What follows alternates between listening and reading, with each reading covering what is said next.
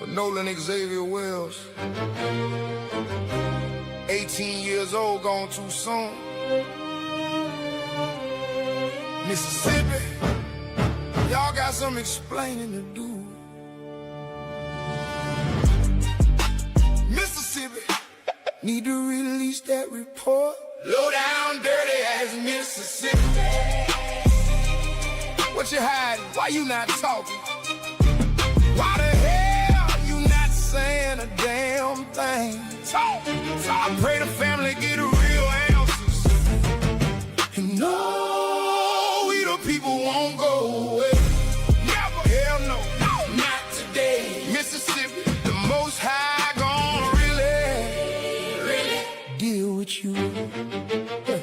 July 4th lights, boat ride with the crew. Young King Nolan chasing dreams, Ocean Springs through and through. Horn Island called his name, he relaxing in the blue. 2 days later found on the sand. What happened to you? Independent autopsy dropped, but it's undetermined. Red mark on the back of the head, neck structures missing. Absurd. State sitting quiet, toxicology on the shelf. Family screaming for truth, but y'all protecting yourself. Nolan was a star athlete with a future bright. Now his mama crying every single night. Boating trip turned nightmare. Questions in the air. Who was on that island? Why the silence there? Mississippi, need to release that report. Low down, dirty ass Mississippi. What you hide? Why you not talking? Why the hell you not saying a damn thing? Talk. I pray the family get real answers.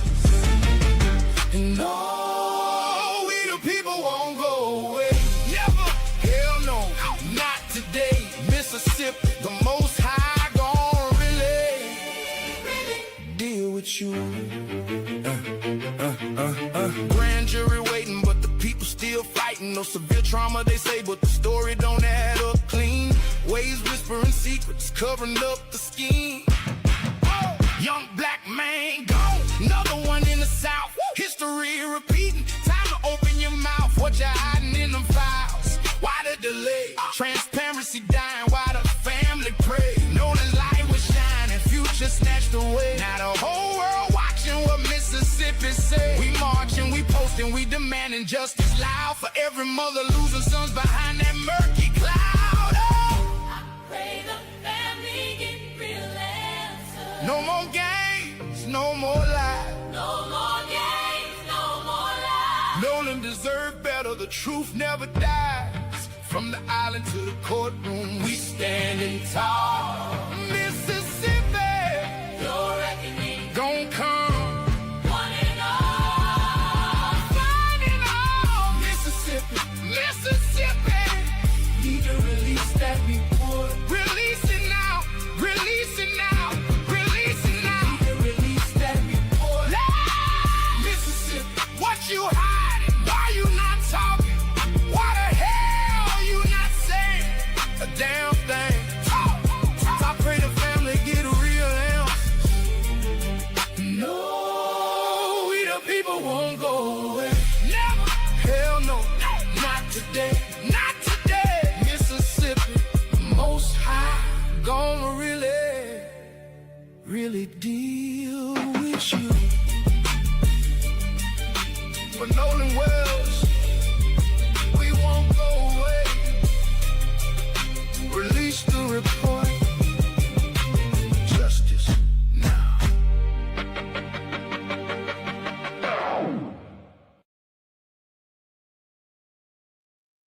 All right. Hello, everyone. Thanks for tuning back in once again to the original QueenAShakur show. I'm your host, QueenAShakur, and this is your daily vitamins. So as you're coming in, please feel free to go ahead and subscribe to the channel if you haven't done so already. Be sure to click that notification bell and click the word all so you're notified each time Queen Goddess goes live. All right. You all get some fire emojis in the chat because Rupert is here. Okay. Hey, you guys. Hey, what's up, you guys? We back at it again. That's right. So before we get into it, let's have a brief word from our sponsor at 12 Tribes. And in the meantime, everybody hit that like button. Please like and share. Doesn't cost you a thing. Do not buy 12 Tribes on Earth hair growth oil and hair magic elixir unless you want super healthy, gorgeous hair that grows. They have a whole line of amazing hair growth products, including hair growth leave-in conditioner spray, hair growth shampoo, hair growth spray, and hair growth butter. I'm starting to sense a theme here. They include quality natural ingredients. They smell amazing, and you can see the results for yourself. So if you're looking for healthy hair growth for your natural or relaxed hair, try 12 Tribes on Earth today.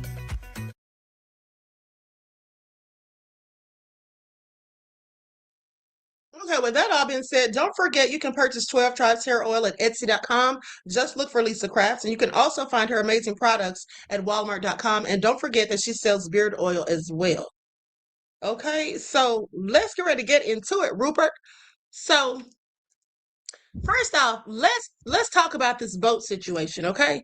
Yes. Because I'm starting to think that these other boats that they keep talking about are a distraction, okay, decoys, if you will, Yes. because the boats that they don't give us the information on, those are the ones we need to be focusing on, in my opinion. Okay. So, but let's talk about something. Okay, so now remember how they said that Bart jumped in the water. Okay, he jumped in to pull the plug, right? When they explain when they first enter Fort Bayou. Right. Yep. Mm-hmm. And if I'm not mistaken, didn't Warren say that it was somebody said Wyatt pulled the plug, and Said then Wyatt somebody jumped said out into Bart? it. Okay, right. Warren has stated that Wyatt, before he started calling him the other boy and all they got into that, before they really lawyered up, he stated that when they pulled into Fort Bayou in that when they first arrived in the Fort Bayou, which would be, I got the timeline up, 5:52, Mm-hmm. and that was he said that instead of and I remember you mentioned this a couple days ago, instead of docking and fixing the boat where you had a clear dock, could have had the boat right there, fixed everything you had to do. Instead of doing that, he decided to jump out of the water, and they said to do something, to plug something, when you could have did that in a safer place. But Right. we both spoke about what we think that was, because no, Mm-hmm. and one thing I didn't say to you bringing that up a couple days ago is, Mm-hmm. we did mention, and for the audience, Queen and I mentioned on the back end that when they pulled up into Fort Bayou at 5:52, and the reason why Warren in that interview said Bart had to jump into the water for some reason, when there was a dock that we all seen at 9 in the morning, everybody was standing Yes. at, and it was a perfect place for the boat to park. Wasn't the boat just sitting in there perfectly? And you Yeah. could have did your due diligence there, but for some reason, you jumped off the boat to get into the ocean to fix the bilge pump. Like that's so crazy. And it's funny that we don't have video, and there's words and discussions around that the cameras were off at that time. Well, could it be, and this is my speculation, Mm-hmm. not could it be that you may have jumped off that boat so that you can go onto a wooden part of the dock that's not in the camera, go turn the cameras off, and then come back later to do what you got to do? Exactly. Okay. Which would Exactly. make Now, sense. And I've busted, working in the school environment, I busted a lot of students with clever way to steal. And this reminds me of when I busted some students stealing phone when their phones were worth something back in the day. mm-hmm. And it was a summer school setting, Queen. And this teacher was confused because it was about 3 students in the class complaining that their phones was missing all of a sudden and everything. And I came in there, she brought me in there, and she was like, Rupert, I don't know what's going on. And I went and I thought about it for 2 minutes. And then I came back to her and I came to her ear and whispered. And I said, what students asked to use the restroom? And she, without looking, and I said, don't look, don't point. And she said, you see the gentleman all the way in the far corner? He did ask me to use the restroom twice. And I looked and I got up and just kind of took a scan, and I looked at him and looked at his eyes. And then I walked into this hallway. And this was about the time where they were taking lockers out of, they didn't want to use the hallway lockers no more, but they still had them Mm-hmm. installed, but nobody was using them. And I went outside and I said, if this was the perfect place, I said, this student would simply ask to use the bathroom knowing he stole the phone. And so it's Mm-hmm. not on his persons anymore. Right. He's going to go put it in a vacant locker And then when school is out, he's gonna have it close to that exit door and just go grab them, bop, and be out. And I went straight Mhm. towards the end locker, towards the exit door, opened it up. It's 10 phones in there. And I brought him back, and she was like, "How did you?" And you should have seen his face. Mhm. This happened. This is 15 years ago working with students. This happened, but So you just know about the slick stuff. I grew up around it. Yeah. Hold on. Let me give my disclaimer. Okay, views, opinions, allegations, and accusations expressed by guests, third parties, or commenters are their own and do not necessarily reflect the views of the original Queen Shakur show. Content is presented for commentary, discussion, reporting, and educational purposes. Discussion of an allegation does not mean the allegation is true or endorsed by this channel. All persons are presumed innocent unless proven guilty in a court of law. Okay, now, with that all being said, let's get into it because here's what I want to talk about first. Yes, Talk about them, saying the bilge pump was messed up. exactly. For one, they claim that, as we said, Bart jumped in to remove the plug, right? Yes. Okay. Jumped out the water when this is in audience, this is when they're supposedly returned from all the issues on the water going back. When they get into Fort Bayou, instead of docking the boat that was messed up, he jumps into the ocean for some reason to do something. Also, they said that the boat was not, at one point they said the engine wouldn't crank. Okay. Yes, At one point they had said the they engine said, wouldn't crank. yep, Yeah, because the water was almost to the transom and then it was covering the battery. So I would see why the engine wouldn't crank. But if the engine wouldn't crank, hold on, let me pull up this picture hmm because I want people to see where the hold on. Oh yeah, you have the picture with Where the the drain plug, where the drain exact. plug. It's in the stern, it's at the stern at the back of the boat. Yes. Okay, very low on the transom. Hold on. Um, or near the area of the transom, basically. hmm Okay, so I'm going to share my screen.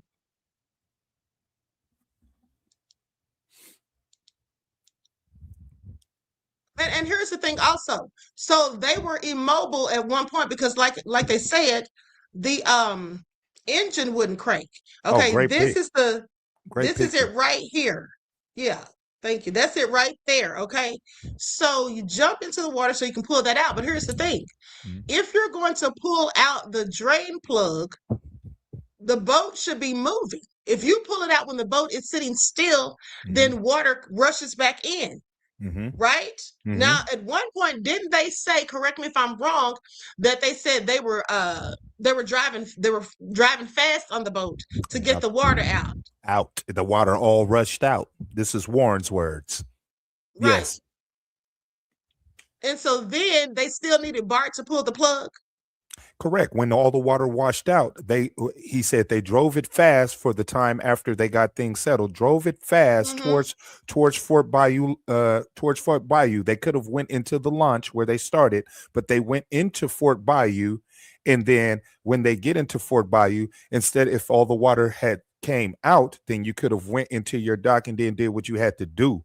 Right before you could have went to a safer place. But for him to jump out and do it, and then they do this circle maneuver like they said, and then end up what after they did that, and Hmm. then once he did that, then they said they went to the original private dock, and then wait a minute, the boat goes to the original private dock, and then it says that's at 6:06. So it took a little over 10 minutes after 5:52 after coming into Fort Bayou.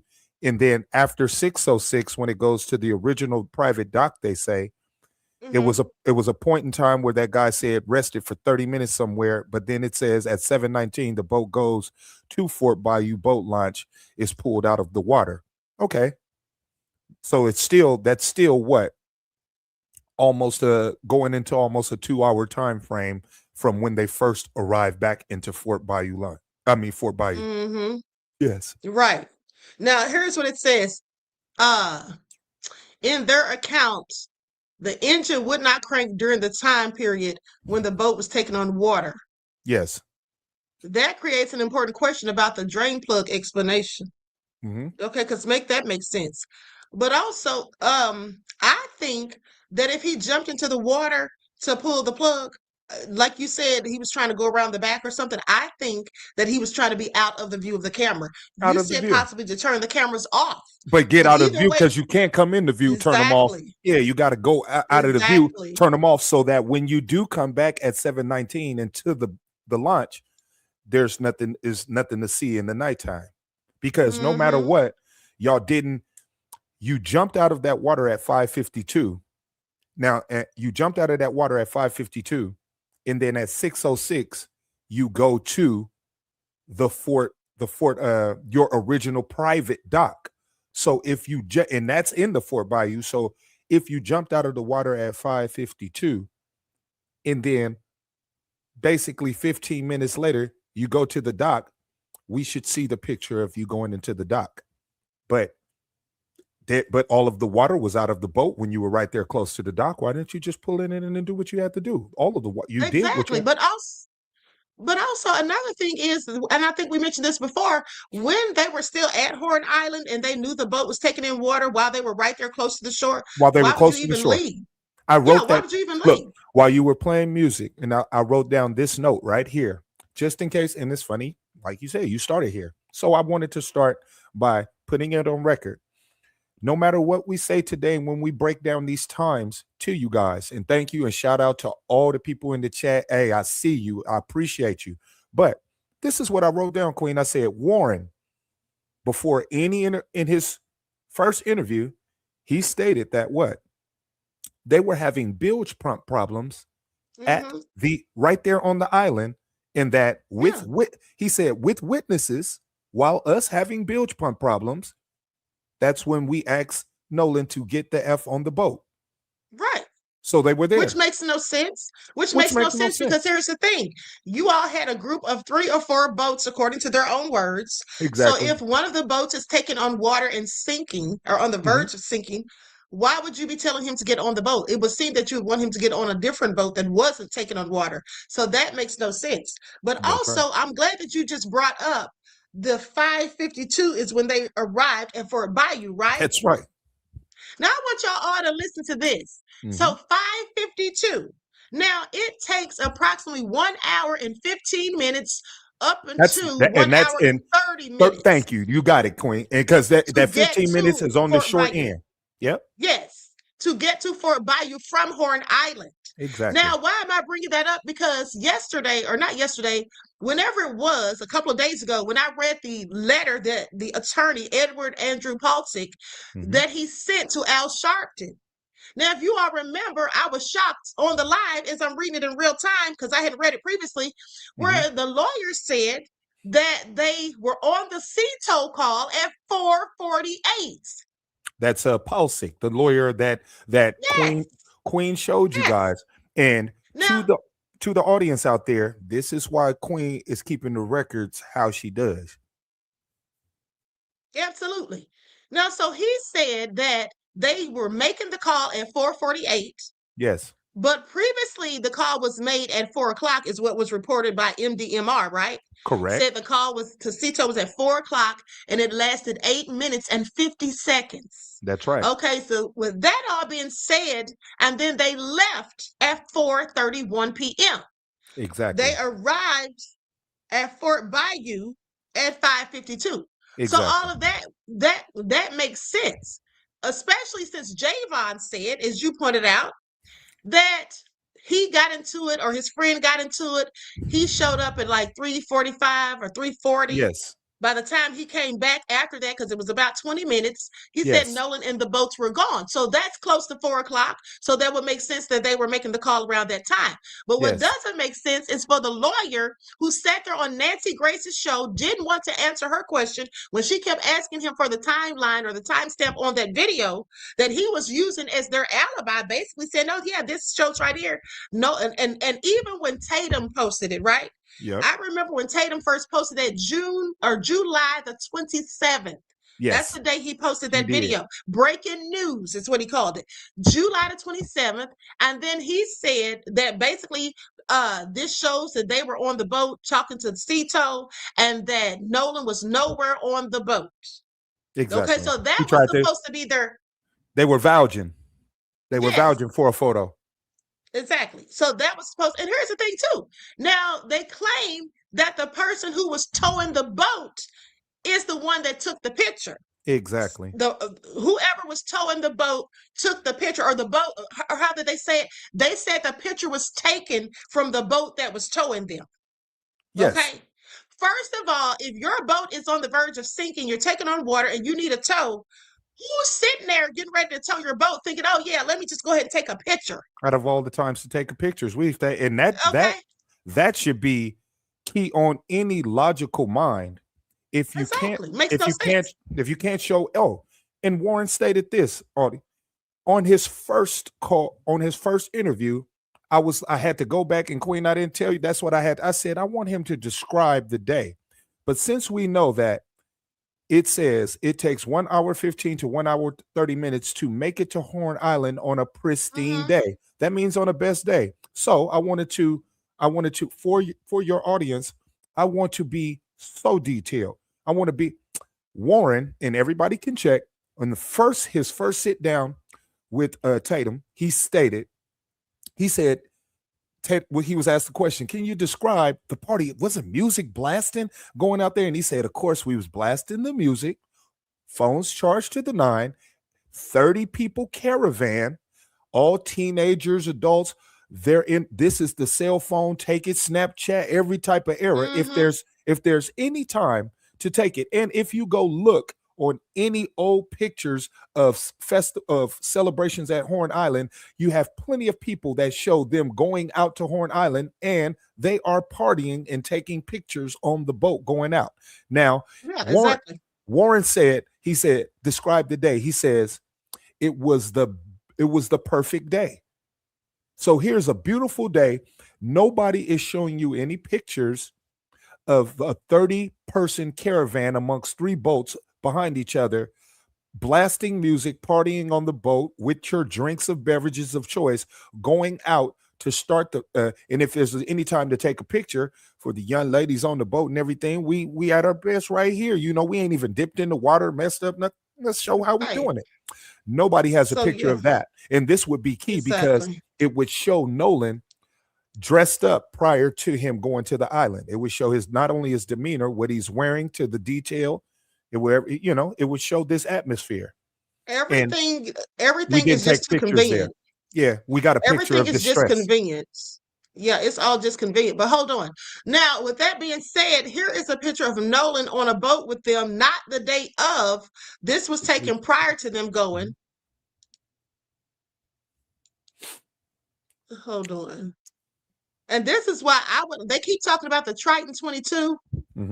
We don't know if Nolan was on that boat. Sure don't. I'm coming for him, Nolan. I'm on it. Okay? Everybody in the sound of my voice know this. Nolan will get justice. And it won't come from any MDMR. Won't be no help from the Coast Guard. Won't be no help of any authorities. None. They're all a part of the cover-up going on here. They've got everybody looking at boats that don't matter. Right here, the World Cat, owned by the Pyrons, is the key. Okay, and it's not listed on any reports. We don't have any GPS, none of that from this boat, because all the other boats were the distraction from the key. Yeah. Come to the front, Ike, Warren, all of you suckers involved. I've got you. God showed me. You're doomed. You are doomed. Now, that's like I said, that's a picture of Nolan on a boat with them on a different occasion. Okay, and that's a totally different boat. Now, I find it very interesting, like I told you before, the fact that they have not released the information on Bart's boat, not even the name of the boat. They said that wasn't put in the investigative report. But now they're trying to sell a boat.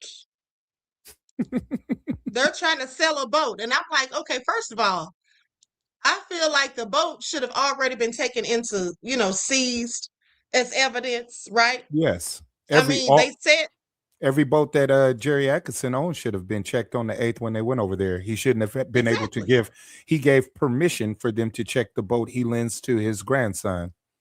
Right. Now Permission. I'm gonna go to the sale of the boat, but now before we get to that, I want to say this. Mr. Elevation says, Queen, I owned a boat for several years. If the boat had problems, riding around might cause more problems. The boat plug should be pulled unless you are out of the water or on a boat lift. Yeah. It said it should not be pulled unless you're out of the water or on a boat lift. Exactly. And that's what I figured. Okay. Because, first of all, I know you're not supposed to pull it while the boat's just sitting there idle in the water because water's just going to rush right back in it. You know what I'm saying? So, thank you for your insight, beloved, and your contribution. I appreciate you. Peace, love, and blessings. Now, here's what I want to say. So, I showed you all yesterday how the attorney, after he said 4:48 was the time the call was made, we know that's a lie. Because, first of all, I showed you all yesterday how he was on the show with Nancy Grace, didn't want to answer, and then Tyler J. Cox said that it was around 4:30. Yes. Okay, Clearly, so was it twice. 4:30 or was it? Yes, he said it twice. That's right. So was it 4:30 or was it 4:48 or was it 4 o'clock? Now, right. here's the thing: if Edward Palcic is saying that it was at 4:48, that means, like Rupert said, he's calling his fellow attorney a lie because he said 4:30, and Yep. he didn't correct him when he was on Nancy Grace. He Nope. didn't correct him when that guy said 4:30. He didn't say anything, and he said it twice. Okay, but he seemed as though Palcic seemed as though he did not want to answer it. He Okay, didn't. he didn't want to answer that question, and there's a very good reason why he didn't want to answer it. He And even then said something, Queen, and not to cut you off, but you mentioned this part so that you guys know he was really trying not to answer that. And if he was able to nudge his lawyer partner, he would have did so. When she asked him and he didn't want to, didn't he say something? I see you trying to put us at a burden. Yeah, you're trying to put the burden on us. That's what he said. You're trying to put the burden on us. Slick. And then she said, but he's the one that brought it up. He brought up that video, so he can't even complain about it. That's But right. here's the thing. So not only is he calling his partner a lie, but you're calling Warren a lie too, right? And you calling Javon a liar. You calling Javon a liar And because Javon already said. And you would be calling MDR. You would be calling the Mississippi Department. You're calling them a liar. You're calling 4 entities a liar. Yeah, because they said that the call was made at 4 o'clock. That's what they said.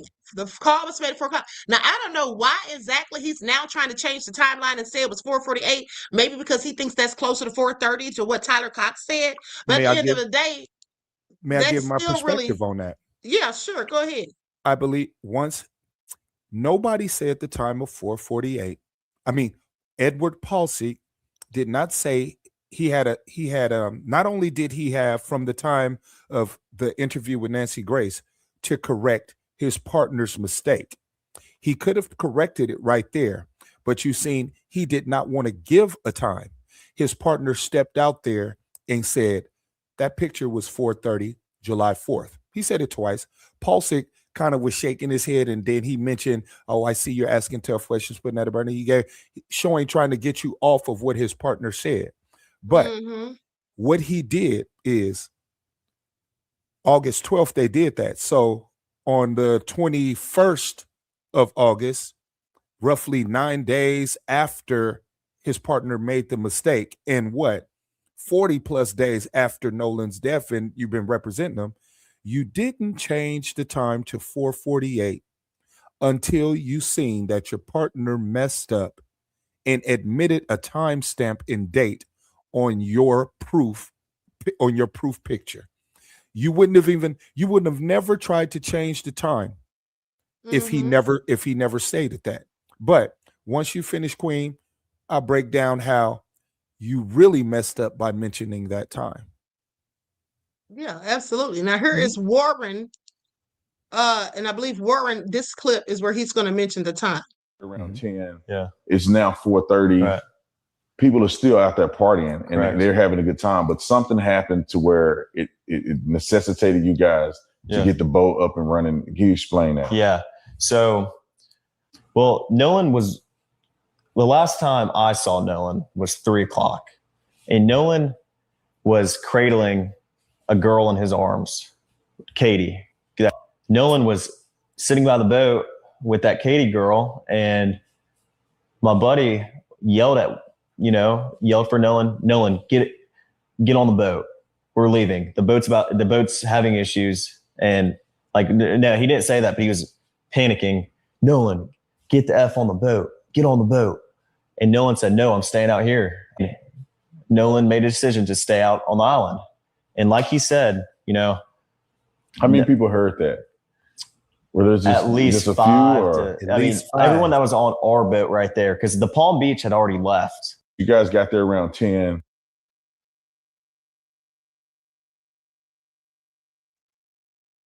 Yeah. Ooh wee. Oh boy. Okay, so that was the first interview. Yeah, that was the first one. Now, Yes. with that all being said, I'm going to tell you something else that's going to mess them up too. Something else is going to mess them up. But let's go to Bart supposedly selling a boat. Oh, okay. Because this lady said this popped up on her timeline.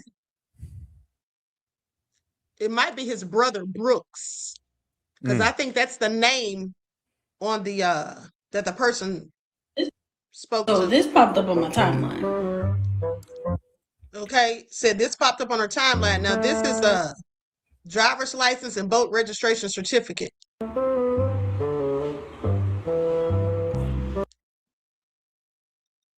Okay, now here I turned it off because I think there's music playing. Okay, now here's the boat.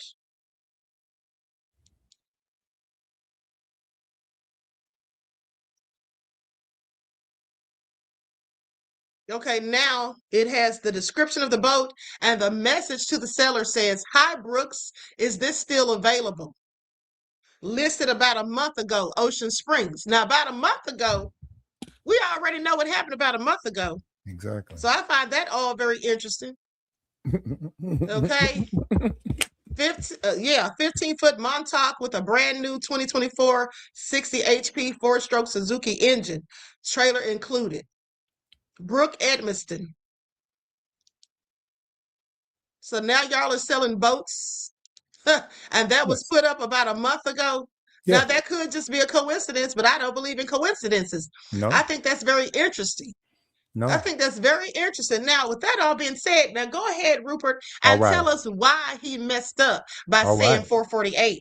Thank you. I've been waiting, and I took my time to put this together so we can understand this like ABCs. And at any time in the chat, correct me if it's if it's not logical. Okay, here we go. Let's start with the latest time after all the mistakes. We know about all the lies we've been keeping up. So now, just 3 days ago, you had the lawyer, Edward Pulsick, not outright. He didn't outright say, hey, the CETO call is 448. No. He tried to sue Al Sharpton, a public figure's name, to get some and within the suit, even though since Nolan's passing, not CETO, DMR released a timestamp on when this CETO call took place. And since they released that timestamp, nobody has disputed it or changed their official records. Now, they also released the GPS timeline 9 days before they released the timestamp of the CETO call. And guess what? Every news outlet vouched to use that. Why? Because it came from the official place. Nobody's disputed it. When they released the CETO call, as long as it was the original CETO call, not enhanced with the music at the beginning, which was released by DMR, everybody has used it. Because that is the official call from MDR. But when it came time to the timestamp of when the call was made, nobody had an issue with it until what? Until Warren got on the stage and lied, and then his lawyers came. Nobody had him. Now you had the lawyer on the 12th sit there and say that this photograph you see is Wyatt on the phone at 4:30 making the CETO call. And we all know the CETO call lasted 8 minutes and 50 seconds. But Now let me just show this. Let me just show this real quick, beloved, to prove your point. Okay, Yes. so this is the information reported by WLOX. Okay, that they got from the Mississippi Department of Marine Resources, known as MDMR. Yes. Okay, the recording is of a call made from a teen on a boat on Horn Island on July the 4th around 4 p.m. to a private towing company, Seatow. Mm-hmm. Okay, so there it is right there. This is straight from MDMR. Straight up. 4 o'clock is when the call was made. And then the main thing that MDMR did, so the audience knows, nine days after Nolan's death. Let's go with the things, because when it comes to things that are when you're doing investigative work, you want to get the thing that was closest on their mind to the event happening. So in this thing, the 3 days after Nolan's body was found, Javon stated his claim on the 9th, which was as close as possible to the event. He stated that 3:40 was a time that I started to check on my friend in an altercation. I did that for 15 minutes. And by 4 o'clock, I did not see the 2 boats that were tied up that Nolan was on. Mm-hmm. Now, you had people that wanted to say, Rupert, well, he said 3:45 till. And I said, we must take the earliest time first. And I said, why did I do that? Okay. And the guy was like, well, what if it was 4? And I said, let's make it 4. If he went to go check on his friend from the altercation at 4 o'clock and returned 15 minutes after, that would put it at 4:15. And he didn't see the boats at 4:15. That's well, right. It says the boats left at 4:30. So whether it was 3:40 or 4 o'clock, it doesn't fit them leaving at 4:30. Because the satellite says that boat didn't move from 11 till 4:30. And we've already told you guys about the GPS spoofers. We're just waiting for that to double back, you guys. No, we've already reported that. That's time. We timestamped that for you guys. So before we even get into all that, if Javon is the early, he said 3:40, 4 o'clock. If he went to go check at 3:40, that means he returned back to that place at 3:55, 4 o'clock. He didn't see the boats. If he left to go check on his friend at 4 o'clock and he returned at 4:15, he didn't see the boats. Wow. DMR has their official satellite showing that this boat did not leave at 4. It didn't leave at 4:15. It left at 4:30. Okay. So there's no way to dispute that. Now, when it comes to the lawyer that admitted on Nancy Grace that this picture is showing him on the call with Cito at 4:30 on July 4th. Well, the call with Cito lasted 8 minutes. That means if he's on the call there at 4:30 with Cito, then he was done at 4:38. Guess what? That means he didn't call him again at 4:48 because he couldn't. What did he do? Call him at 4:30, spoke for 8 minutes, then called him again for the first time at 4:48?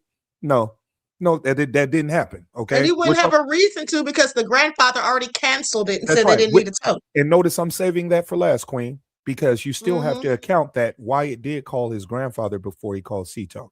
We'll save that for last, you guys. Now let's get to this 4:48. 4:48 is the recent lie, and he told, and Paul came out with that, and he snuck it in a lawsuit so that you have to catch that. If you wanted to read the lawsuit and didn't pay attention to time, you could simply read that lawsuit and just say 4:48, because your mind is like, oh, he's suing Al Sharpton. And what did he say? What is his ultimatum on this suit? He says, I'll drop the whole thing, Al, as long as you apologize within a week or so, right? If you come out and apologize and say sorry. But the thing is that what? Verbally and a written apology. A written. Now tell me this though, you guys. If Al Sharpton decided to do that, and you drop everything, are you dropping the 4:48 time now? Huh? What? But that was really slick how he slid that in there. He's a slickster, and I'm just like, I've been around slicksters. All right, so so your audience knows that this is slick game play into a lie, and he's trying to cover up a mistake. Notice when he came out with this lawsuit and he tried to input 4:48 inside the lawsuit, did Cox come and vouch for that? Nope. Because Cox is a lawyer, no matter how smart we think he is or not. he's still a lawyer, and he knows that he stated a time on national television. So if his partner tries to now change this to 4:48 CETO call, what does that do, audience? That means that his partner who vouched for the call coming in a picture at 4:30 has to now change that and say, what? I'm sorry, you guys, this picture is of them at 4:48 calling CETO.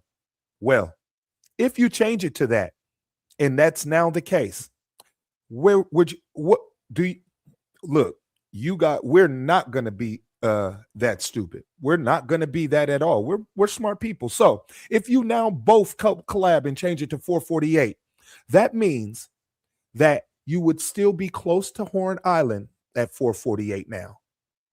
It changes the time. Why? Why does it change it? Because you have your client, your guy's client, Warren, already stated that we noticed the bilge pump problems on the island.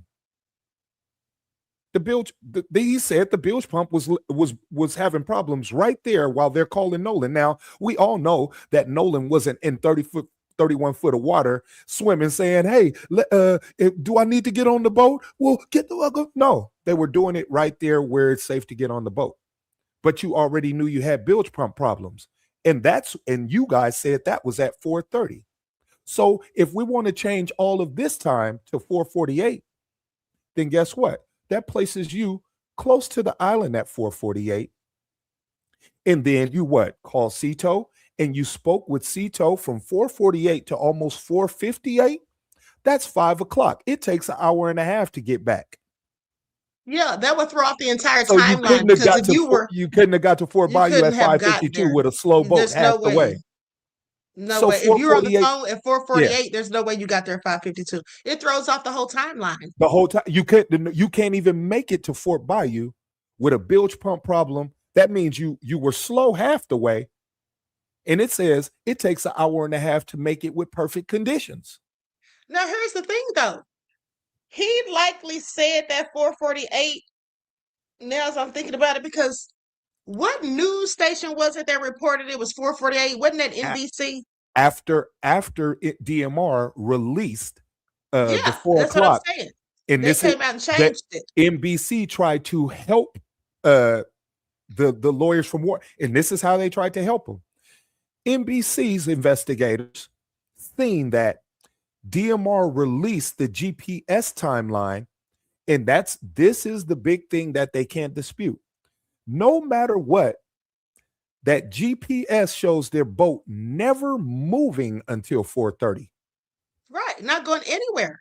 It didn't go anywhere. So, and DMR released the timeline on July 9th. Okay? So, 9 days after July 9th, DMR releases the official time of the CETO call on July 25th. And those investigators had 2 days at NBC to say, well, if the GPS shows them leaving at 4:30, why would they call that? They called 30 minutes beforehand. And then what else did NBC see on July 27th? They seen Javon's interview. He didn't see them at 4 o'clock. So you have so we have to change this time to after 4:30 to cover this mistake. Now you have an eyewitness saying, I didn't see them at 4. Then you have what?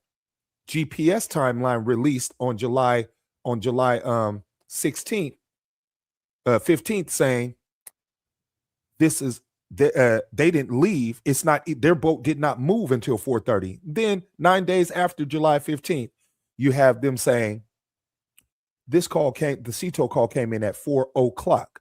Now on the 12th of August, almost a month after, you have the lawyers in a bind, forgetting about July 15th and all that.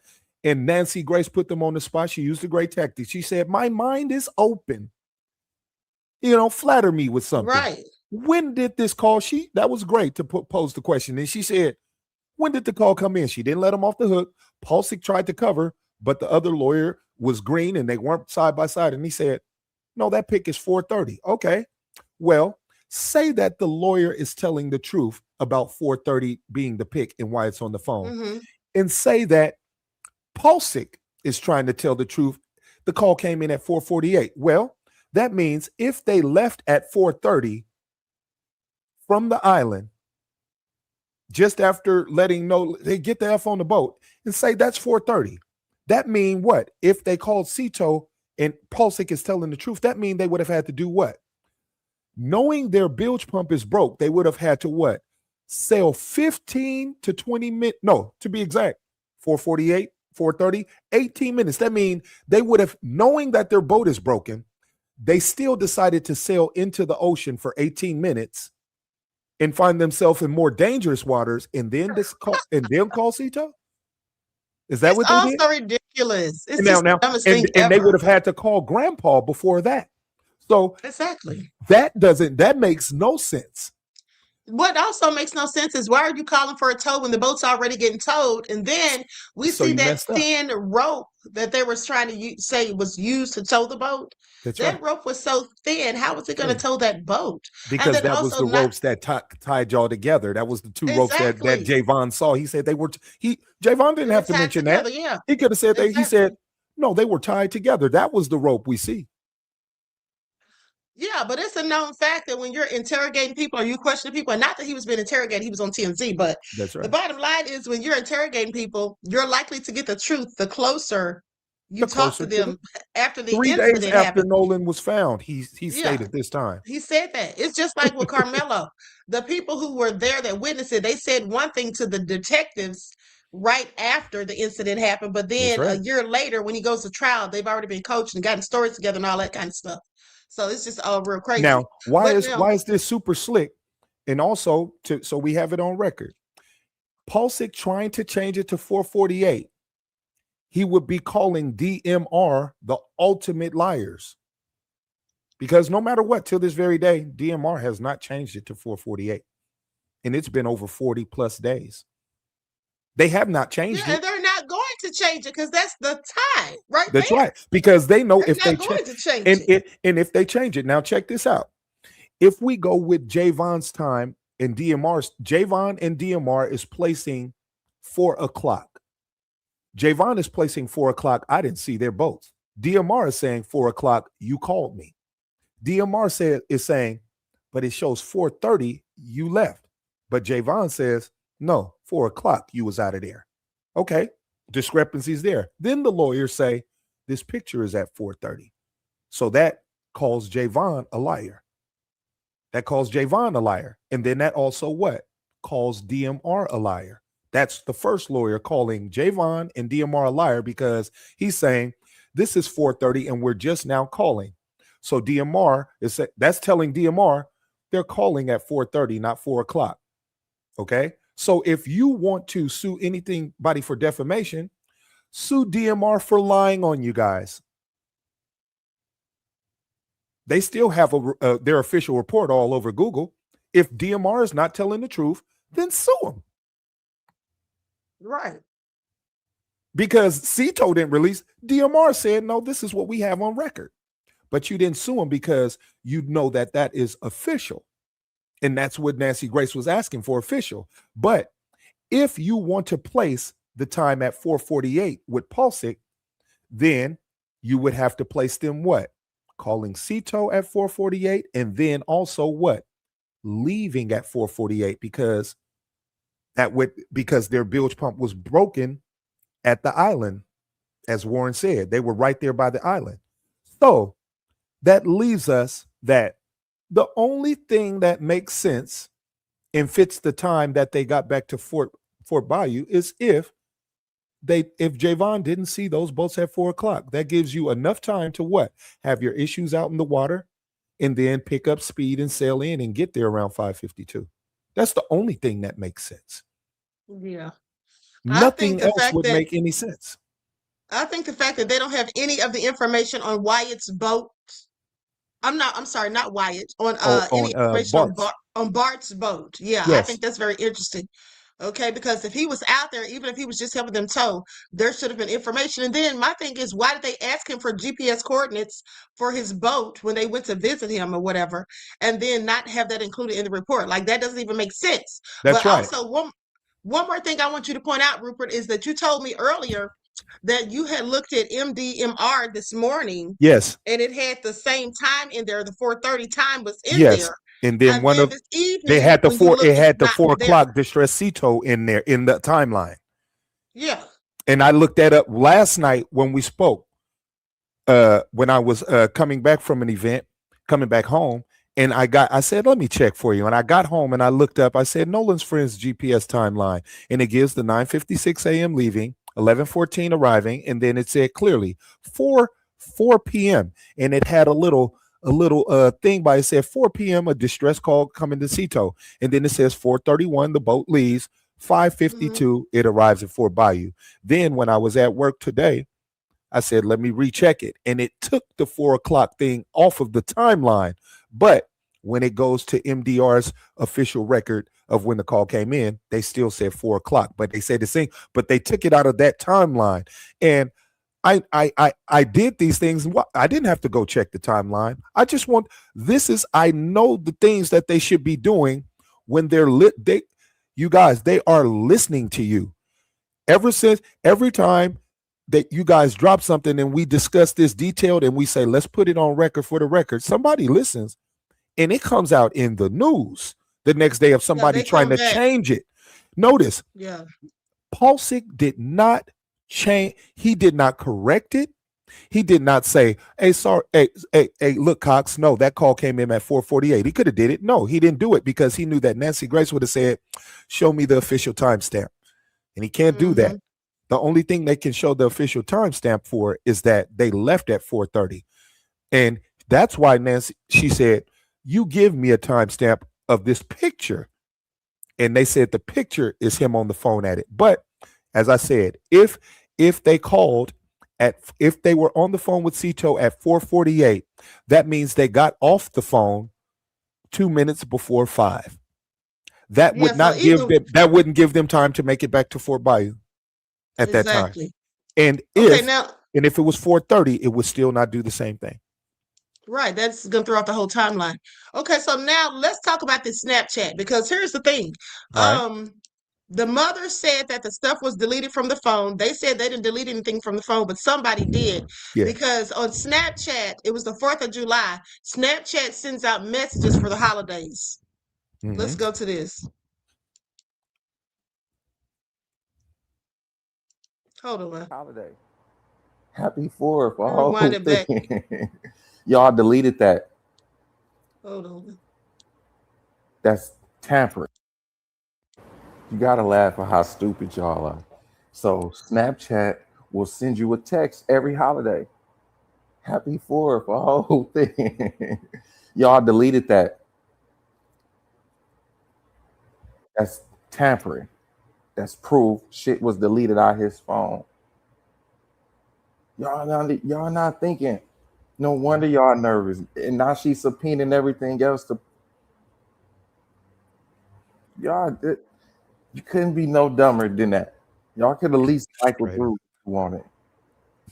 But delete the whole history. I'm going to tell you why they deleted the whole history, in my opinion. Now, they probably didn't want to. It was probably specific things that they wanted to release. But here's the thing. When Tashima showed up unannounced, and they wasn't expecting her, that's likely why it took them 15 to 20 minutes to bring her that phone, because they were deleting stuff. She said that she asked them, did they have to go back to Horn Island to get the phone? Because they were taking so long. They were taking so long because they were deleting stuff out of that phone. And by the fact that she's already there, they don't have time to carefully go through it. They just started deleting everything. And what was it? And to that Tashima incident, and not only did they delete it, let's put this one together, because I don't think nobody has said this one. Tashima did say that, and I paid attention. That was a great. Like, did y'all have to go back to Horn Island? But what she said something that really clicked with me. And this gentleman right here, that's because I don't have the new Snapchat. They send a holiday greeting every time. If that's not on there, y'all deleted something. But Tashima said, They were in there, and when I asked for the phone, she said the boy asked one of the girls to go get the phone. And what did Warren them say after that? We didn't touch his phone after. So they were making it, y'all didn't want to touch it. So that means whatever y'all had her go do. And then because she said, because Tashima said, yeah, they had one of the girls retrieve it and bring it out to me, but it took 15 minutes, meaning the guy was by her, but he's telling the girl to go do this. Yeah. They deleted that stuff out their phone. Let me let this video finish. That's crazy. No one texted him on the 4th of July, happy 4th of July. None of y'all friends, nothing. That's crazy. Can we cover it up? She did. Can we cover it up? Okay, so that does prove great. Somebody tampered with evidence. I don't know who, but somebody definitely tampered with evidence in that phone. Now, here's another thing, too. So now they're saying that the DA, and I'm not sure if this is true, I couldn't confirm it, that the DA is saying that Nolan's death is being considered suspicious. Well, here's the thing. I already told you all days ago, if not over a week ago, that his death at this point, they're not looking at his death as no evidence of foul play. Because if there was no evidence of foul play, why are they still investigating 40 days later?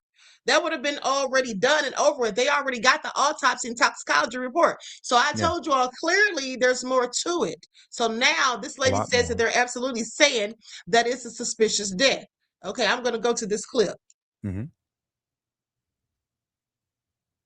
But then I want to go to what Tracestin said.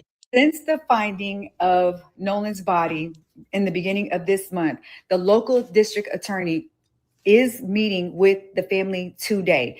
They are meeting with the family to discuss, surely, their findings or what have you. And then once the sheriff finishes his complete investigation, they are going to present the case to the grand jury for suspicious of, what did they say? Unnatural death and or a suspicious death.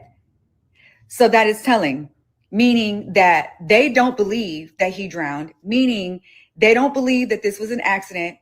And so either way, y'all, this is why we stay on top of it. You know, for those of y'all that keep hating and keep talking about, oh, why y'all got to we're not waiting for nothing, because if we didn't stay on top of it, we wouldn't even gotten this far. This, y'all. Yeah, it's because there's so much pressure on them because so many people are saying stuff. You know, they're going to have to do something. Okay, that's what they're going to have to do, whether they like it or not.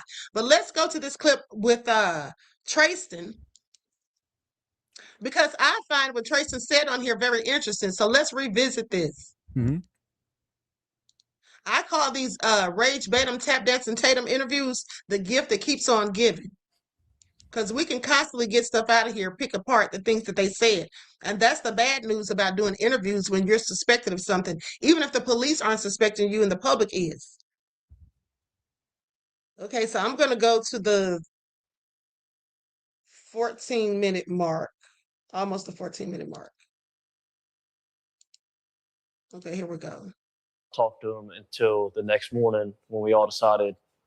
Well, when I woke up about 7 o'clock that morning, we had all decided that we were going to go out on the boat and go look for Nolan. Wyatt had already had his boat still in the water. We took that boat out. It was what day are we talking? That's Sunday morning. Sunday morning on the 5th. The 5th? So it was Saturday the 4th was the 4th of July. Mm-hmm. The 5th was Sunday. We were on the water from 9:45 to 11:50, 12 o'clock era, about lunchtime. Mm. While we were on the water, we talked to a rescue guy, and he told us to get off the water and said that they kind of had the island and the water under control. That's the professionals, man. Yeah. Now, let me say something right there. Queen. Oh, boy. First of all, them talking to the professionals was on purpose. They were talking to those people that were there to make their presence known so they can say later, we were out there looking for Nolan. Because here's how you know they didn't give a darn about looking for Nolan. Just last night, This is on the 5th. So just last night, y'all were partying at Ava's house. Just last night, y'all were sitting there just relaxing and chilling. Nobody seemed to Exactly. be concerned. When a friend of theirs called and was frantic and irate, Warren said, yeah, he was irate. We were trying to calm him down, and, rightfully so, but we were just trying to calm him down. And then he eventually hung up. Yeah, he hung up because he was pissed off because he wanted to know what in the hell happened to Nolan and what are y'all not telling. That's why Yeah. he called them. And when they didn't give him the answers he wanted, he got mad and hung up, in my opinion. But hold on, because listen to this. Now, I absolutely think that when they went out there, he said 9:45, right? It's when Thank they you. got out Okay. there. I was about to get you.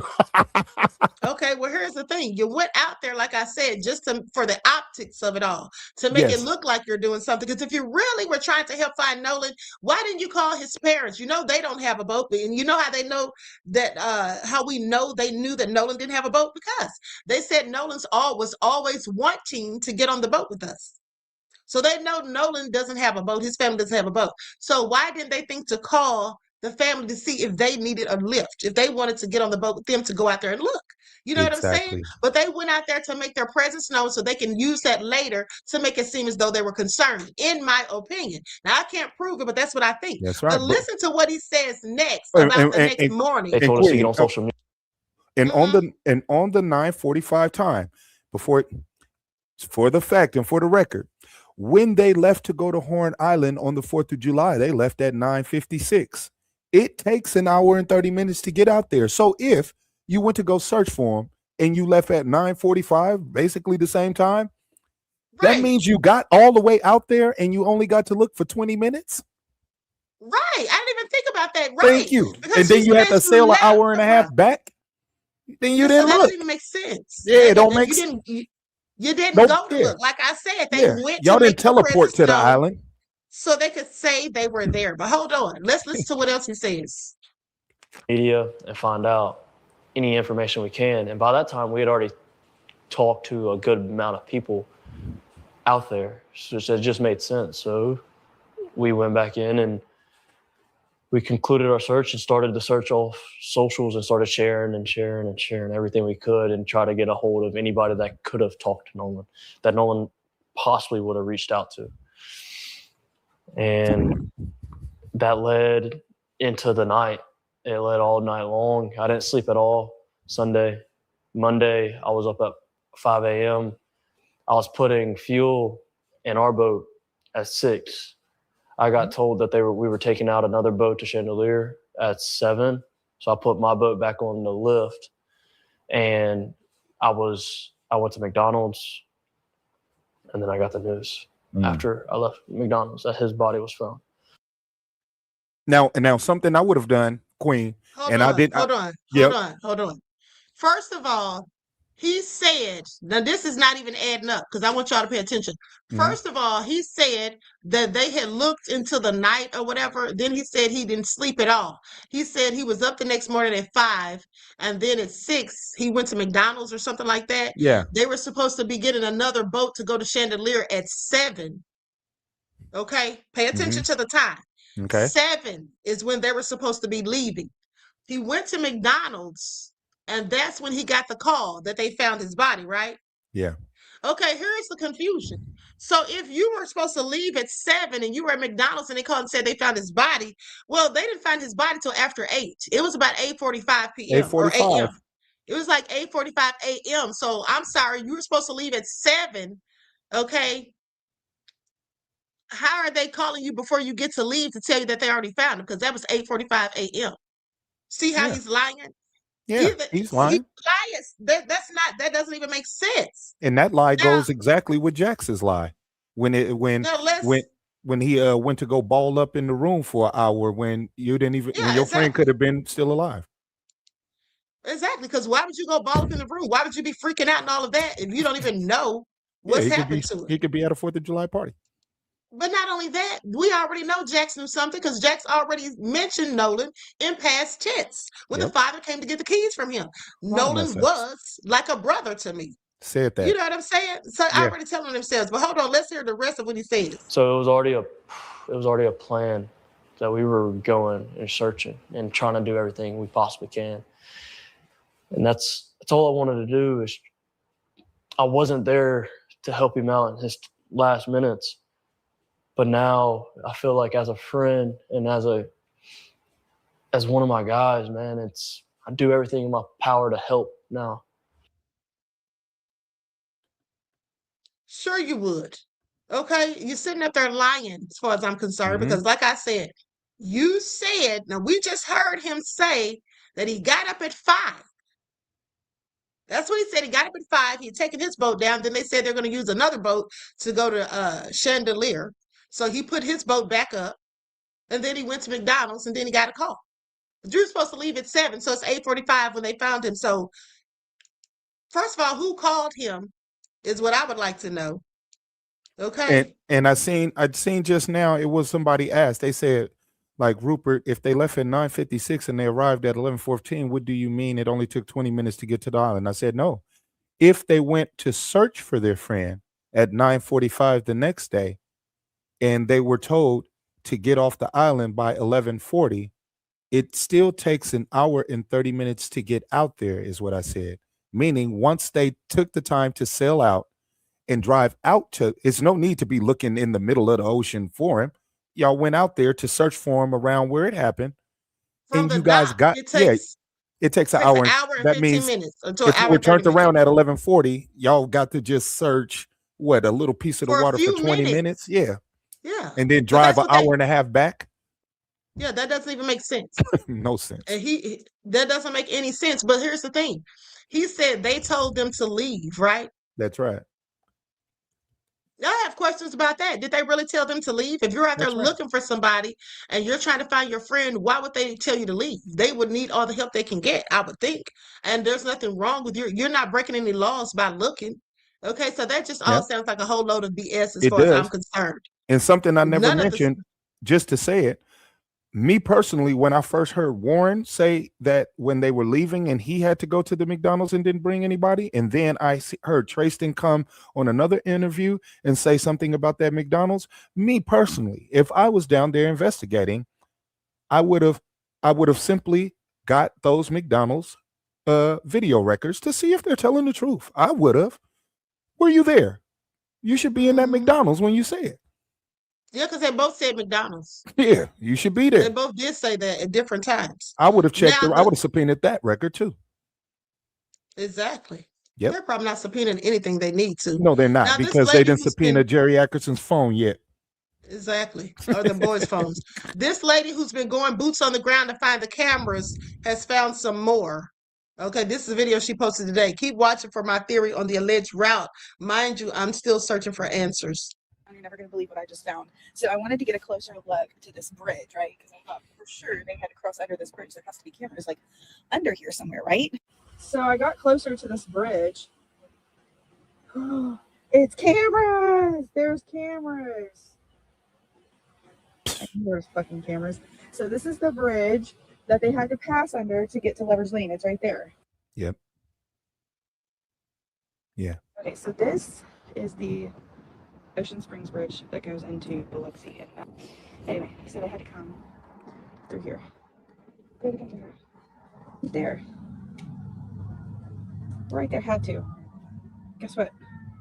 There's fucking cameras. There's 1, 2. And you gonna tell me there ain't no footage? Ain't that something? It's footage. It's footage. Anyway, y'all can keep on talking shit about why am I looking, what I'm doing, blah, blah, blah, blah, blah.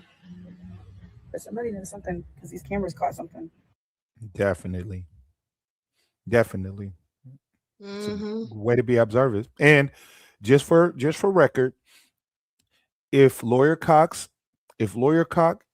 is telling the truth that the photo video is at 4:30 on the call, then Jerry Ackerson's grandfather should show a call coming in the 4:20 mark, around 4:20 from the grandson. And if it's true that it's at 4:48, then Jerry Ackerson's grandfather should show on his phone call that there was a phone call coming in from his grandson around 4:45 or so.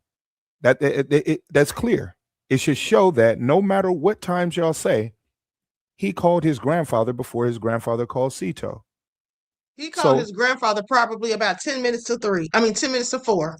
Exactly. That's what fits. It fits Javon. If Javon said I checked for 15 minutes and I came back a little bit before 4 and y'all were gone, that gives you 5 minutes to be on the phone with your grandfather before you call Cito and on the perfect money. And it gives you the perfect time to arrive from what you said, how y'all stalled out on the thing and everything like that. It would put a perfect 5:52 time to be back at Fort Bayou. Here's the thing.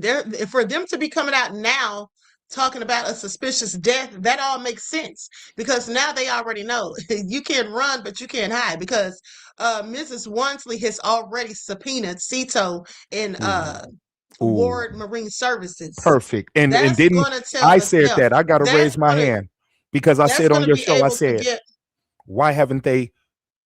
Nobody has checked. I kept saying to this day, and that's what lets me, Queen. When I seen that, I said, they saw your shows. They've been listening to you because that's the most powerful subpoena yet. Yeah. Well, because they asked for everything. Somebody did tell me they sent that video to Ben Crump. And Paulsick didn't make no move to change that time frame until she sued him. And when he seen that suit was coming up, he had to try to, because that's going. Well, that's when he decided to sue out. Here's the thing, though. I'm going to tell you what he did. First of all, now it's all coming together. So when Paulsick realized that Cox said the wrong time and he had to change that, and then now all of a sudden the mother is subpoenaing for the Cito and Ward Marine Services. So he decides to sue Al Sharpton. Yes. Okay, he decides to send Al Sharpton a letter. He really knows that he doesn't have a leg to stand on. And this is why now it's all making sense. Because I sat here when I read that 19-page letter and I told you all, nothing that he claims that Al Sharpton said was defamation, libel, or slander. Nothing, not a thing, nothing. All he was doing was asking questions and it was some speculation. But in his speculation, he never named any names. I also told you all that for him to be saying, the attorney that is, to be saying that Al was definitely talking about Jax, Warren, and Morgan. He doesn't know that because what about Bart and Wyatt? He could have been talking about them in Warren, or he could have been talking about Tracestin, Wyatt, and Bart. Correct. He didn't say no names.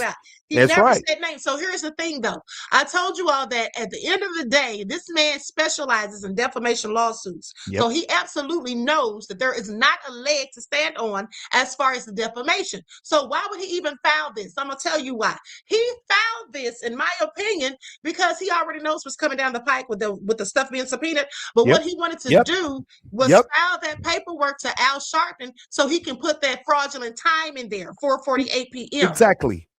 Queen, that was all about. And I'm so convinced that that's what it was all about.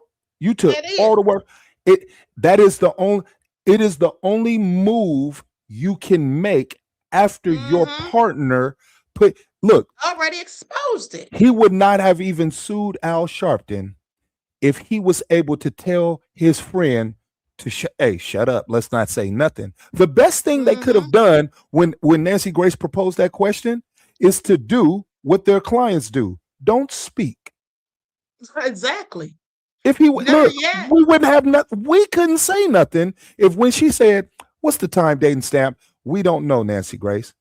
It's nothing we can say. But the worst thing he did anyway was to even bring that up to Nancy Grace. He shouldn't even have mentioned it. But the thing is, they were trying so desperately to establish that as their alibi and to say, oh, Nolan wasn't anywhere on the boat. We have a video of the boat right here. And you see Wyatt on there talking to Cito. This is when the boat was taking on water. The boat was in distress. Okay, well, that's all fine and dandy if that's what you want to say. But where is the if you're calling for Cito and you already got somebody towing the boat, that doesn't even make sense. It won't make sense. Why would you be calling Cito if somebody's already towing the boat? Why do you have all these people on the boat if the boat was already taking on water when you have all these other boats in your party? Yeah. Okay. The don't make sense points out trump everything prior to their lives. Warren started it off by saying the bilge pump was having problems right there on the island. So why would you sail out? You know? The part of the interview where Tracestin states that Warren called him after Warren called Miss Christine and before he called his buddy at the Coast Guard. I don't know the time step on that, beloved. Which one? I don't know Which one? About which one? The video about Tracestin. Oh, okay. Okay. The interview that But Tracestin was doing. one thing that ties this in, so we can put it into this interview, no matter what, Javon's story is adding up on the times, because what and they told on themselves, and we're just reiterating it. One thing that proves is probably Javon is most likely telling the truth is all three entities agree. All three entities that don't have nothing to do with each other all agree that there was an altercation at around the same time. Javon stated the time that the altercation was. Warren stated the altercation. Tracestin stated the altercation, and they all were never together when they stated it. So no matter what, something centered around the altercation happening there, and whatever happened was whatever was leading to people leaving. It was ending in violence, in a violent way. Now the only thing is that Javon put a time stamp on when he saw this violence occurring. He put a time stamp on it. Here's the thing I just thought about. So Tracestin said that he got up at 5 o'clock, right? And they were supposed to go back to Horn Island. Okay, yes. So now I'm thinking you got up at 5 o'clock. And what did he say they did at 6? What? No, he got a call.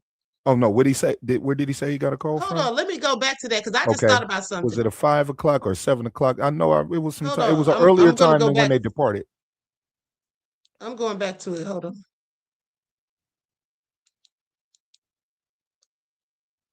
Because I just thought about something.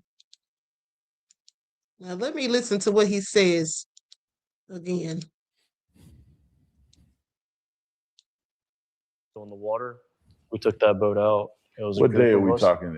That's Sunday morning. Sunday morning on the 5th. The 5th. So it was Saturday the 4th. Was the 4th of July. Mm-hmm. The 5th was Sunday. We were on the water from 9:45 to 11:50, 12 o'clock era, about lunchtime. Mm-hmm. While we were on the water, we talked to a rescue guy, and he told us to get off the water, and said that they kind of had the island and the water under control. That's the professionals, man. Yeah. They told us to get on social media and find out any information. We'd already talked to a good amount of people out there, so it just made sense. So we went back in and we concluded our search and started the search off. Concluded the search. What search? You didn't get to search. And then here's the thing too. At the end of the day, here's the thing. So now he says the next day they got up. Let's go to that part. That's what I want to hear. Sharing. Oh, but hold on. This right here. I already told you all weeks ago that he's lying. When he says that they got on social media and started sharing, no, the hell y'all didn't, because y'all had taken down your social media posts. Now, I don't know if he specifically did, but we already know that Warren and them did. They took down their social media posts. So we're supposed to think that y'all went out there to Horn Island on the 5th, and then the people told y'all to come back and put stuff all over social media, and that's what y'all did. Where is that stuff, and what did y'all find, and who did y'all talk to? Because they were supposed to be reaching out to people that might have talked to Nolan. Well, if you wanted to reach out to people that may have talked to Nolan, I would think you would call them rather than getting on social media, for one. But for number two, even if you just wanted to put the word out, their social medias were taken down. So when did they have time to do any of that? They didn't. This is nothing but a whole load of lies. And you know what? Listen to what he says. I just thought of something, Queen. I've never even stated this or said this. Why would you guys? It seems like it was the lawyer. I wrote this down. The lawyer stated in that suit, he said something kind of sarcastic. He said, Al Sharpton, you never even went out to Horn Island. And then here you got Tracestin saying, we went to Horn Island to go search for Nolan. But what? You guys said Nolan wasn't. And the one thing you guys all state is that we have no, we want to know what happened to Nolan. Well, why are you leading everybody to search for his body on an open island where it's really nowhere to hide a body, making it seem and leading everybody to go back to Horn Island when the cadaver dog specialist said, if Nolan died on the island, the water would if he really drowned off the island, that would throw off the scent of the dogs. So you're leading everybody to a place where you've already stated we don't know how he died. So why wouldn't you have searched the shoreline and the island? Why would you just be leading everybody back to the island as if you know where he died? Because he didn't search anything. He went out there just so the people can see him. That's correct. So they can say the objects of. That's the only reason. They didn't So go out there to search for Nolan. It's no need for you to tell Al Sharpton to go out there. But here's the thing, though. Well, he keeps telling everybody they need to go out there and saying that if you go out there, you'll see it's no way they could have done anything. And that's because he knows that nobody did.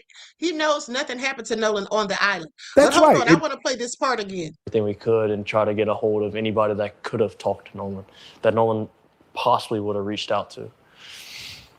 And that led into the night. It led all night long. I didn't sleep at all Sunday.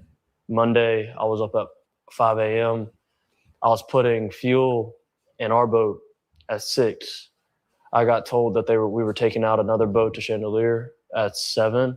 So I put my boat back on the lift, and I went to McDonald's, and then I got the news after I left McDonald's that his body was found. Okay, that all sounds very interesting, like I said, but here's the thing. Yeah. As I'm sitting here thinking about this, now I have to wonder, because y'all say y'all went out there on the 5th and the people told y'all to leave, that they were taking care of it, right? The professionals. So then why would you go out there again the next day when they already told y'all to leave the day before? That doesn't make any sense. If they didn't want you out there the day before, why would they want you the next day? Okay, clearly lies. Second of all, now I'm wondering did y'all get up at 5 o'clock in the morning to go take somebody's body and dump it off so it could be found at 8:45 a.m.? See, I have several questions. That was our You got CETO. up at 5 o'clock. You got up at 5 o'clock. You said at 6 o'clock you were putting fuel in, and then at 7 you were told that you all were going to take a different boat to Chandelier or whatever, right? And then you went to McDonald's, and then you got the call. Yeah. What time did he go to McDonald's is what I would love to know. But also, for him to have gotten up so early. Now, he said he didn't sleep all night, which is interesting because y'all sure slept like babies the night before. Mm-hmm. Mm-hmm. And I know y'all did because Mr. Wansley said that Jax had his hair all over his head. He obviously was asleep when he got there. Exactly. Okay. So, but now you can't sleep at night and you're up all night and then you get up at 5, okay, to go to Horn Island at 5 o'clock in the morning. Well, he didn't go at 5, but you get up at 5. You're putting fuel in the boat at 6. Yeah, this was on the 5th, he said, right? This is on the 6th. Oh, they went the first time they went was on the 5th, got turned around. And then before the body, you tried to go out again. He said he was going out again. And that's that, Queen, you mentioned that is the thing. You're leading I have people to wonder, to the island. Go out there? Did y'all go out there to place Nolan's body? And I'm not saying they did, but I have questions. Because why are you up at 5 o'clock in the morning getting ready to go back out there when they already told you to leave the day before and said that y'all don't need to be out there? You need to get on social media. You literally just told us everything they told you. And you said that that's what you did. You got on social media. That's my bad, Queen. If that's what, no, I'm not talking about you. I'm talking about him. No, because I said it was that the 5th. It was this. You talk about the 6th. Oh yeah, that's right. That's right. So if they told you on the 5th to leave, why would you be getting ready to go back the next day? That's right. And you remember on our initial one when we discussed the CETO and I said, hey, they didn't. They would have. It was 5 entities on the water, searching water, air, and the land. And Nolan was said to be in a small. If he was in that water, they would have found him that day. And even those forensic specialists says it's funny for that body to pop up there, right there on the very next day, right? But because if you don't find it on the second day, you got to bring the cadaver dogs out. So they knew about the search. But what did we say? We said it is convenient that to have his body in a place close to the shoreline, which I stated the perfect place to have him would be one of the CETO hubs that the grandfather added on to his sales pitch in his boats with the connection of the father, Chris Ward, and the Captain Seth Ward. These are the 2 owners of those. They have 4 hubs. from Bay St. Louis all the way to the end of the coast, the coastline Yeah, from because Mississippi. we talked about that the And first that's time what we I were on said. here. Exactly. So to always be leading people away. And if you have the body close and outside of the water at that time, when all 5 entities are going out and then you create we're out here too searching for it. Okay, we get turned back and that would be the perfect way to check the temperature and speak with some of those people during the search to see if they, because one of them might say, hey, we're going to head in and check the coastline. So once you've seen that nobody is heading to the coastline, all you had to do was sail back and y'all can go eat some steak and eggs and everything like that throughout the rest of the night, because you know that when they pulled off that water due to weather right in the 4:30 mark of the time, that leaves you from 5 o'clock in the evening when they pull off, which you wouldn't do nothing then because it's still light. So when it gets pitch black dark around 9 o'clock, you have from 9 o'clock at night all the way till 7 a.m. in the morning to get out there in the middle of the night and place his body there. I think he just told us the timeline. Like I said, he said he got up at 5 and 6 o'clock. You're putting fuel in the boat and all of that. I think that's what they may have done. I don't know. That's what I think. That's the only thing that makes sense.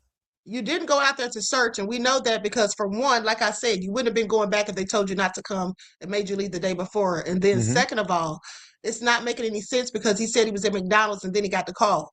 Well, they found his body at 8:45. So what time were you at McDonald's? Because you said that you got the call at 7 that y'all were going in a different boat. Perfect time to go out there and do it. It's the perfect time. And I believe I said, no, I think they went out there early morning between that nighttime time because they knew if they don't find him now, that we possibly can come. They can be coming here searching. Jerry Atkinson's had him cadaver dogs all around them boats on the shoreline. And I just feel in my heart of hearts, and I say it, I'll stand on it.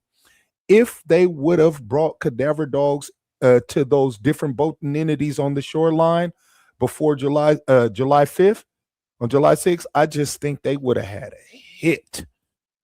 Yeah, but they weren't going to do all that because they weren't trying to do any of that. Nope, it was everybody led you to the island. Everybody led you there. At the end of the day, the first thing was if they thought something happened to Nolan, like I said weeks ago, why would they automatically assume that it happened at the island? They already said they thought he was with a girl laid up drinking somewhere. So why would y'all be sending the Coast Guard and all of that? Warren. It's just so obvious. Warren said what? He thought that maybe he was laying on somebody's couch. Cover-up. This is like the worst cover up. Like all the stuff's coming out and they're just getting caught up in their lies. And then what they're doing is, like I told y'all weeks ago, they're listening to social media, hearing what people are saying, and then they're trying to counter it by coming up with different things. Just like when we said that Warren didn't show any emotion when he was on Tatum's show, then the next thing we know, even when he went to Horn Island with Tatum, he didn't have any emotion. He's sitting there talking about the drops in the water. But then all of a sudden, them and their attorney, they go back and they want to put a wreath and candles out there. But talking about they broke down. It was reported by TMZ that, they broke down, they got emotional. You haven't gotten emotional before. Why now all of a sudden are you emotional? Because people are saying you're not showing any emotion. That's why. So everything is premeditated. Yep. Everything is performative. Okay, everything's performative. Now I'm gonna get ready to conclude the broadcast, but the last thing I want to say is the lawyer Edward Andrew Paltzik, when he's constantly talking about, it's Jax, Morgan, and Warren, he's constantly calling their names. He's making sure to let people know that his clients didn't have anything to do with this. Now, I'm not saying they didn't have anything to do, but this is what he wants people to know. So basically, he's at the same time saying that these are the people that are doing something. Like, to me, he's pointing the finger at Wyatt without doing something, because he specifically said that they don't have boats and their parents don't have boats. Isn't that what he said? Their parents don't own boats. Yes. So he's basically telling us we need to be looking at who owns the boats. And they're pointing it. That's what he's saying. That's right. Queen, you own the money. They are pointing it at Wyatt and his grandfather because they said, and this is the one thing when you told me that when we spoke earlier, and I said, we got off the phone and I said they dry snitching on Wyatt, and I said, But what is the fact that's letting you know they drive? Well, you didn't have to release a photo video that includes Wyatt on it and then protect only all of your clients are on the boat with him. But you made it a point to state in legal terms, all of my 3 clients didn't have anything to do with the death of Nolan. Well, you released a photo with all 3 of your clients, including another person that is on the boat. Well, if all 3 of your clients didn't have nothing to do with it, then he did. But he made sure to say that his clients didn't own that boat either. Exactly. And none of their parents didn't own boats. Exactly. So he was putting the onus on them. On Wyatt, he was putting it on Wyatt for sure. And that's what nailed it for me when even Warren in that interview tried to say when he said he chose to call Wyatt for the first time that boy. He even said that other boy, and it was like, hold up, that's your partner, that's your boy, that's your brother. Right.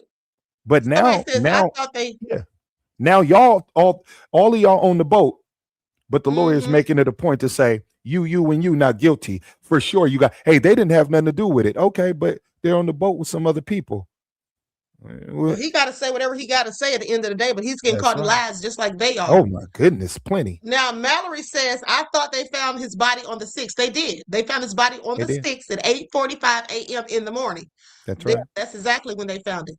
I think she's confused of when we said they went out there to place the body. She didn't. So what Queen is saying is that after the search was done on the 5th, they had from nighttime of the 5th till daylight, right before daylight, they had the middle of the night to get the body out there. And the older man you had his outlet on it. He said that's because they took the GPS off the boat. Yeah, perfect time to do it. Take that GPS off the boat at night, and before they start the search over in the morning, go on and ease out there and do it and get on back and go to McDonald's and play the role again. Yeah, I think that's exactly what they did because nothing else makes any sense. Yeah. Their speech patterns alone are lying voices. Yeah, I absolutely agree. Okay, so anyway, with that all being said, we're about to be out of here. I find it very interesting that Bart's family is now selling boats. Okay, his brother Brooks has a boat for sale, and it was posted a month ago, like literally right after this happened, clearly. Okay, not shortly after it happened. Okay, and then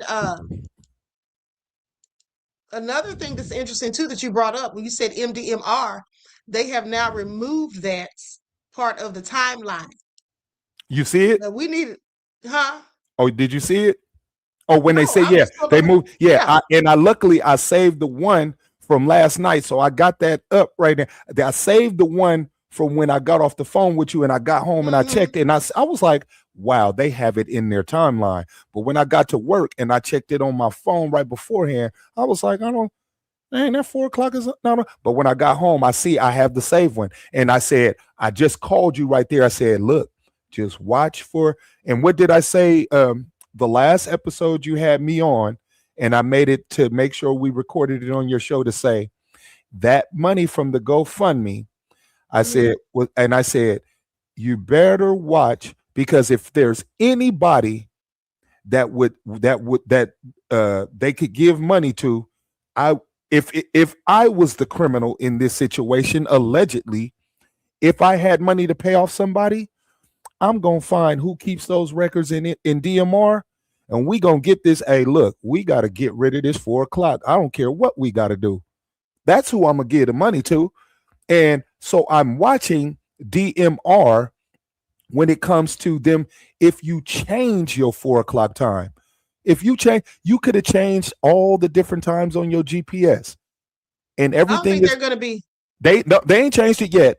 Because they know they're going to be able to now because this stuff's been subpoenaed. That's been subpoenaed. They already know that Nolan's family could sue the brakes off of them if they change that time now. They ain't changing it. Also, we're going to be able to find out what time Jerry Ackerson called exactly the captain, and we've been waiting on that. If he called him on his own personal phone or not. Exactly, because you seen in the suit for that. Yeah, because the way she worded it in the suit, yeah, she's asking for that too. Yes. Even if Wow. you didn't call on the business line, she still wants communications of anybody Yep. that spoke to the captain that had anything to do with the CETO call or whatever for distress. She wants to know who called, why they called, and all of that. And she wants the training materials and all of that. So all of this stuff is going to come out in the wash, and they know it. So now they're scrambling and trying to figure out what's their next move. Hey, Now Queen, these. I love the way you catch the details. Oh, thank you. I love it. Thank you. Yeah. So the thing is, now they're going to have to be real careful because I bet you they were thinking about changing that whole thing. Yeah, pulse it. Especially You can see after. he'll try it. He'll try it. Oh yes, You can tell he has the absolutely. personality to I try mean, it. He'll that try was that. so slick. That was so That slick. was I don't know how slick. to think about that right away because I said the whole defamation lawsuit doesn't make any sense. No, it And you doesn't make any sense caught his whatsoever. one slick move in the and guess what? Soon Everybody as I seen saw that he it. did it, but nobody look, that is nobody paid attention to the switch of the time.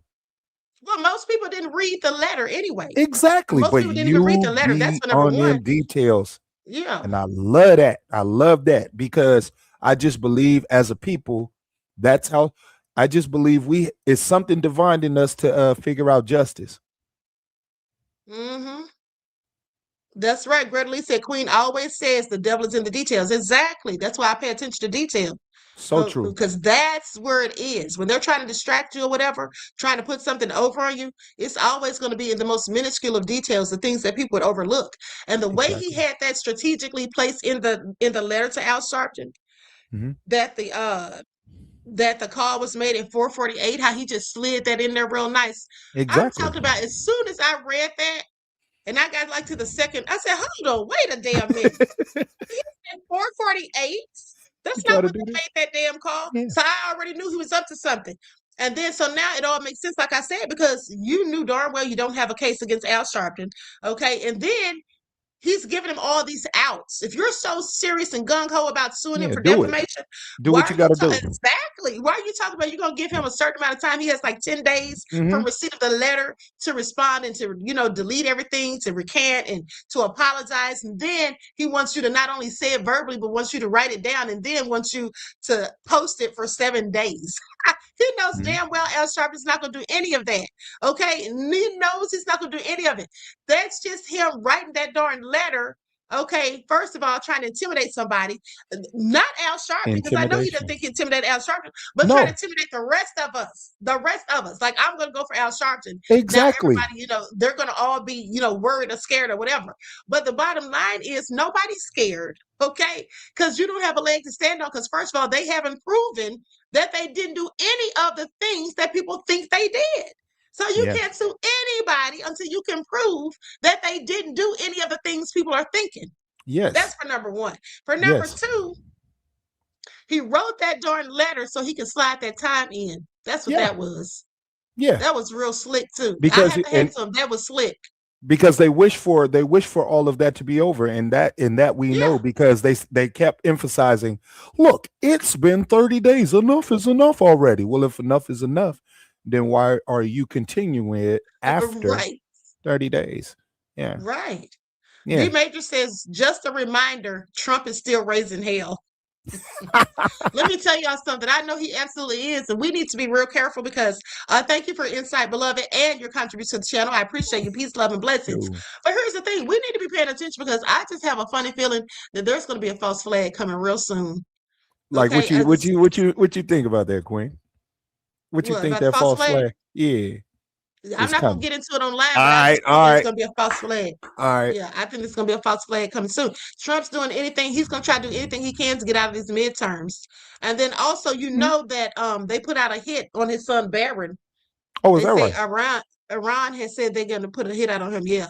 That's what they reported today. I saw that today. So yeah, it's going to be one coming. Yeah. Yeah, definitely. And I expect it to come out of him because I watched him go from naivete in his first term, and I knew that if he won that second term, I even told my mother, I said, he just seen how this game goes.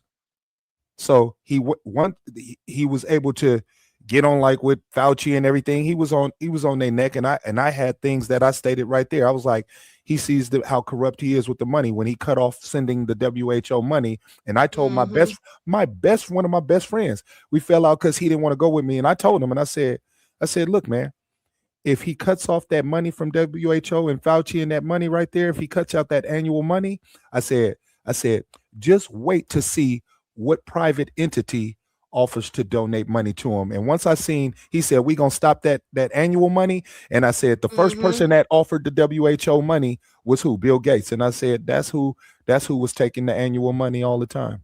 He was giving benefits to the people that worked in the WHO that can he was offering his money, giving them benefits and everything like that. And then in return, when that back end money comes from the government, the people in WHO know that that's Bill's money.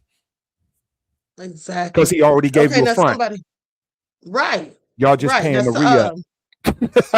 Somebody says, leave Texas Roadhouse alone, food tampering. Yes, I reported on that earlier this morning. For you all who missed it, listen, don't eat at restaurants like Texas Roadhouse and Logan's. First of all, you shouldn't be eating any of these restaurants, as far as I'm concerned, honey. I heard about that. They say the people that don't look like you are tampering with the food because they're mad about the Carmelo and the Nolan thing and all of that. Yeah. So eat at your own risk. I don't really eat out like that anyway. And if I do, it's usually a Black-owned establishment. Me too. Just out of my taste for food. Okay, so, and they have the best vegan foods and all of that. Okay, so listen, Rupert, I want to thank you for coming on here again, beloved, and breaking it down. Highly more. I thank you more. Yeah, it's always a blessing. It's a pleasure. I appreciate you. Absolutely. Okay, and, so listen, and your audience the same. Your audience too, because I see them shouting us out, and they said we're a good pair, and I just want them to always know, hey, look, I'm always genuine, humble, and I told Queen to herself, I say anything she invites me on to do, I'm never gonna step on her toes. It's always highly appreciated, and I don't want no glory or no fame out of it. I like her show, and I want to see her go through the roof, and that's just the type of person I am, and y'all mark my word on that. All right. Thank you, beloved. I appreciate you. Okay. So listen, with that all being said, I will be back in the morning with your morning wake-up call. So until then, each one teach one. That's how we grow and thrive. Do something productive, constructive, but never destructive. And always remember, beloveds, to keep the Most High first in your lives. And until next time, I will talk to you all again soon. Peace. Peace and bless. All right. Oh, yeah. I'm on your ass. I just got to know. What up with that audio?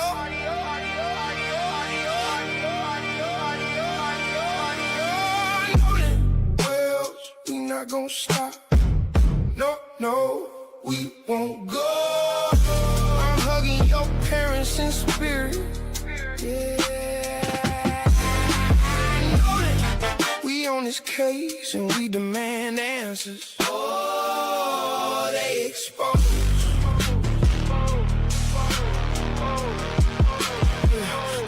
Queen of receipts, dropping.